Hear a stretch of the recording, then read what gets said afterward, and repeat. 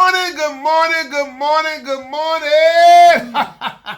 Hey, it's Monday morning, and ain't God good and won't He do it? Oh, yes, He will. Oh, yes, He will. I know Melissa probably saying, Lead Craft, lead Craft, lead Craft. You say the same thing every morning. I'm going to say Enoch, Ewok, Enoch. That means y'all sure know what to say. Look, today I got my beautiful niece on the show today, Shay. She's a nurse. Matter of fact, she's the head nurse. Good morning, Shay. How you doing this morning? I'm good. How y'all doing? How y'all doing? What's it? You see Casper? Shay, I want to talk about um, how to getting your house in order, right? I know a lot of people. You see a lot of people in the hospital that probably might be on their last leg or maybe transition all those things, and people don't have their house in order for leaving stuff for the I guess what's that right for the family, like leaving a will, right? Mm-hmm. So we think with that, Shay. Well, But before we get started, if you have any comments or concerns, please email me at leecraftwhatif@gmail.com or go to Anchor, Spotify, YouTube, Facebook, all those beautiful apps. Look for the animated black man, the white beard, smiling and profiling. And finally, y'all trying to size me up. Oh, shit, I apologize. Shit, I'm sorry for you that. got me. I got you what? You got me good.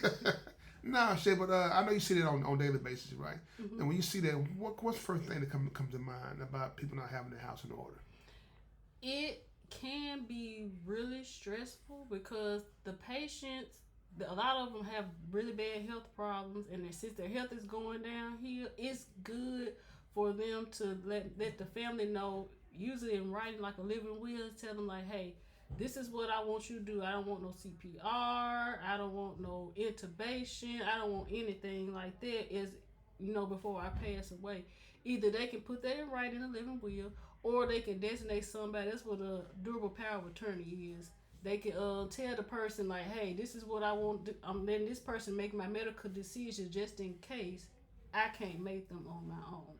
So if the patient gets in the hospital, right, and they, I guess, becoming a vegetable, Mm-hmm. so basically it's too late then, isn't it? It almost maybe, but you know what? I had the vegetable part probably yes, but I've had a patient that he had really bad lung problems, and he was prognosis was poor. So like he couldn't breathe very well, and he was on a machine that kind of helped him breathe. And his mom was like kind of talked to him. It's like about hospice. That's another option, Okay. hospice. And she was like, she asked me, she said, well, Shay, I really want to talk to the doctor about hospice. And when people think hospice, they automatically think death. They think death. But it don't necessarily mean you're gonna die within the next hour. It doesn't mean you're gonna die the next couple of days. Because we've had patients like that you can either do hospice at home, go home, do kind of like our uncle did, Uncle Lums did. You can do hospice at home where a nurse would come out and she would give the patient meds or things like that, or like, and then I know another instance like one of my friends, somebody I know, they had hospice at home, but they was able to give the med because they had met somebody medical in the family that could do it, or you could do hospice in the hospital. Whereas we as the nurses, we will put you on different drips like a morphine drip or Ativan drip. What we're doing is we're making you comfortable. Okay. So it kind of keeps you comfortable, and it kind of lets you rest until the Lord kind of takes you home. But I got a question for you. Why it came to my mind? When you said hospice. Hospice sometimes is basically the last resort, right? I mean, you really kind of like trying to phase them on out. In a way, because that's what my patient's mother was saying, and the patient was with it. He was like, yeah, I think he kind of agreed with his mom too. He wasn't so far gone to where he could make his decisions, but he really did, like, say he really was feeling like he didn't even want to put the machine back on. He's almost, I could look at his eyes and tell like he was ready to go. Has anybody ever recovered from hospice and had a full life, lived like 4 or 5 years and had a healthy life beyond the hospice? Now I have since I'm mostly in the hospital. I haven't seen it. Usually, when they're in the hospital, it takes a couple of days, but usually the drips are usually kind of just help them pass peacefully. So hospice, basically, like you said, it is the last result. Yeah. But the reason why I asked that question because I know God is a miracle worker. You know, sometimes I know you probably haven't seen it because listen, you tell the story about for somebody going on hospice and also having a full recovery. That would be a miracle, when it's changed. Oh, speaking of that, they weren't on hospice, but we've had patients that we have what we call cold. They live there. We did CPR on them, and they went to the ICU they were intubated on the floor. They was on a ventilator, and I've had patients that he died, I think, once or twice. He left the hospital. Good. He was on a walker. He left. He barely could walk, but he got out the hospital. He came back to visit us. He was on a walker, and then a couple of weeks later, he didn't even have a walker. So he fully recovered from his heart surgery. So what y'all say in the hospital? What y'all say in the hospital? I was worried about him for a while because he was like really, really, really sick. Not like sick unto death, but he was really sick. So I was really worried. But then as the time went along, he steadily started to improve. So I was like, I feel kind of like, okay, he looked like he could make it out, and he did. It's really good to see him. I hate to see him like pass, but it's good to like see him as they're getting better, and you can see it. Sometimes they come back to visit us too. Now, about getting your house in order, right? Mm-hmm. Now, if you place on hospice inside of a hospital, right, and something was to happen to you, how do you pay that bill? Do the hospital have the right to come and take something from you, or? I think it's just like with the hospice thing. It's called ours was called Crossroads. This a completely separate company from the hospital.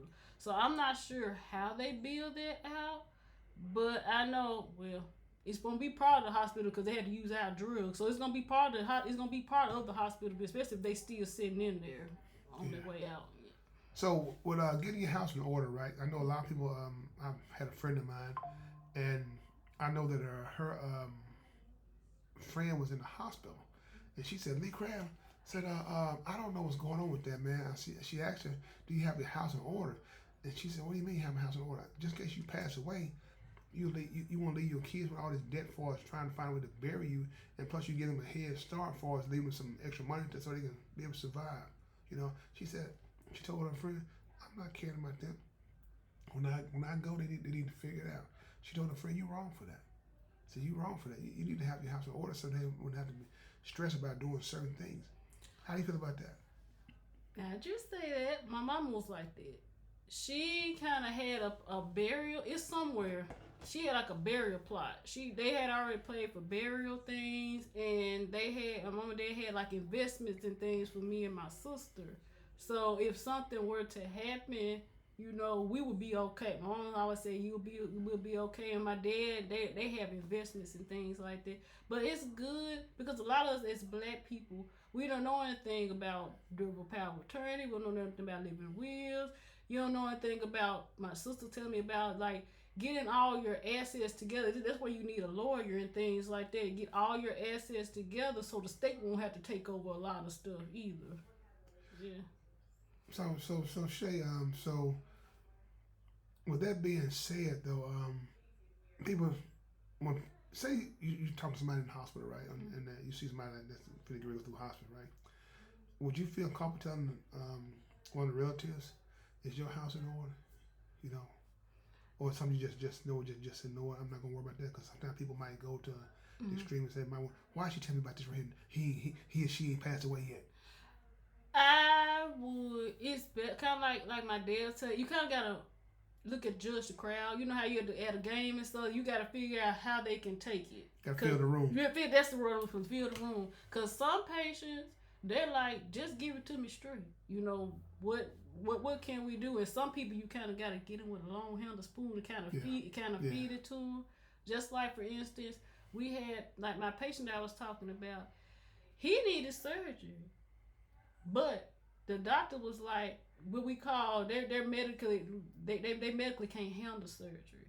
So what we had to medically manage them because they know if they were going to have that particular surgery, their health was you almost had to be healthy to have surgery. Because if your lungs are bad, your heart is bad, you can't even have surgery. And the doctor's like, nah, he couldn't even have surgery because his lungs are just that bad. So y'all see that, first thing come to mind is like, man, I just don't know what to tell this patient or tell the family. That's what I'm thinking for as being an outsider. Like I said, because I know you probably have witnessed death and stuff, and that's to this day, does it still affect you? Yeah, It does, but like it's almost like being a first responder. Without like I say first responders such as police officers, firefighters, paramedics, they're out there on the line. They see death every day. It's like you feel, but it's almost like you have to detach yourself from it too, because we all have to go back to work and still do our we still have to function. But I mean, but it affects me too, especially if it's a patient that we've taken care of. We have patients in the hospital for months, like some that's in there for a couple of days. We have some in there that's like in there for like two. We have some of them now that's like in there for almost 2 months. Really? Because they're so sick, and when we see them pass away, because all of us have had them at one time or another, so I think it does get to us at times. Yeah, I know a partner of mine I went to high school with. He's a firefighter, first responder. Mm-hmm. He said he's seen death, man. He said it's something that you never get used to. Mm-hmm. And like I said, you know, I've only seen it maybe once.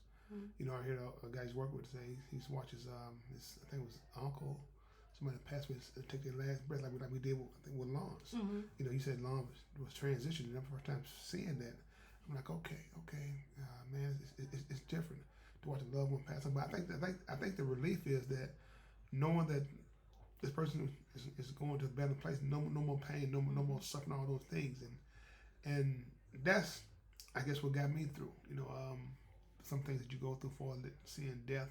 And dealing with death and stuff, because everybody handles death differently. I agree. And I think we hold on to it too long. I think that's among some things that were left unresolved. I believe, you know, when people try to hold on, they can't find that closure. If I'm saying it right, correctly, you know, when they hold on so long, people say, everybody got to agree with certain ones in there, but in the Bible, it say you only have so long to grieve. If you got to grieve 5, 15, 10 years. Something missing. Something happened there. You know, that's just me. That's my take. Everybody's totally different. You know what I'm saying? And so, Shay, give the listeners something to and the viewers something to carry them the rest of the week for us getting their home in order. My thing is for even yourself. It's nice to let your family members know. This is if something isn't, and death is a scary thing. Nobody really wants to talk about death, but it's something that's going to occur. But it's best to talk to your family like, hey, y'all, I know I'm not going to be here. All of us are going to pass away sometime, but this is what I want. If this were to happen to me, I don't want to be intubated. I don't want CPR. Even in the funeral, you know, you can tell them with the funeral, like, I don't even want an open casket funeral. It goes further on to that part, because that's also a part of, you know, that's a part of death. You have to give a ceremony, or you want to be cremated, or do I want to be buried? All of that comes because we have had things where the reason I say put it in writing or designate somebody, because we've seen families in the hospital, they argue. Yeah. If you ain't together as a family, it's a struggle. The patient's ready to go, but say I don't want mama to go. But everybody wants their loved members, their loved ones to stay. But it keeps the stress level down on the patient, because if you're arguing, that's gonna stress the patient out. And you know it's better because if it's in writing, if it's notarized, can't nobody touch it. Okay. Nobody can touch it. You have to go back. I don't care. It's like I want my mama to live, but on this document, your mama didn't want none of this, so we have to go back. We got something to go back, like an architectural plan, you know. Gotcha. So, for having insurance policy on themselves, should the people do that? Yeah, everything. Insurance, getting your finances in order, all of that. Because, like I said, we as African Americans, we weren't privy to some information as others were. Yeah. So and it's different, and my sister tells me it's different things you could go to at the library. They have different things like, hey, I could tell you lawyers, and we went to one time, it was lawyers down there that went over things like that. So it'll help you so you can inform your family members as well. So Shay, is that it? You got more things you want to add? I just want it's just getting your house in order. It may be something that you don't want to talk about, but it's something that's really necessary. Okay. So Shay, will you be able to come back on the show again? Yes. Do I have to put out an APB to find you? you know, I don't answer my phone, so yes. Okay, Shay. I want to tell you thank you again for coming on the show for Medical Monday. Mm-hmm. Cause like I said, every time I talk to you, you impress me with a lot of medical things, and hopefully people will see Shay next Monday. If we don't see Shay, we'll put out an APB define Shay. Where in the world is Shay White? Huh? Milk carton style. Okay. So with that being said, this is Lee Craft. This is my podcast. If you have any comments or concerns, please email me at leecraftwhatif@gmail.com. One band, one sound. Together, we got an opportunity to turn this whole world around. But in order to have a real conversation, you got to have real people if you want to have a real conversation. Have a blessed day. Please find time and make time to tell God thank you. Thank you, Shay. Thank you.